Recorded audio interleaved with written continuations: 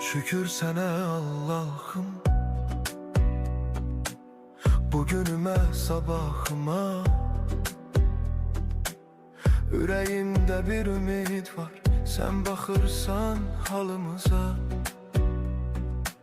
Şükür sənə Allah'ım, yolumu düz saxla hər an. Qəlbim yorulsa da bəzən sən verirsən mənə güman. Bir addım atıram, yenə sınaq çıxır. Dünya bəzən gülür, bəzən də yandırır. Amma mən bilirəm, tək deyiləm heç vaxt. Sənin adın var içimdə, mənə yetər bu haqq. Evimə bərəkət, canıma səhət, qəlbimə təmizlik, dilimə məhəbbət. Hər kəs öz payını halal qazansın.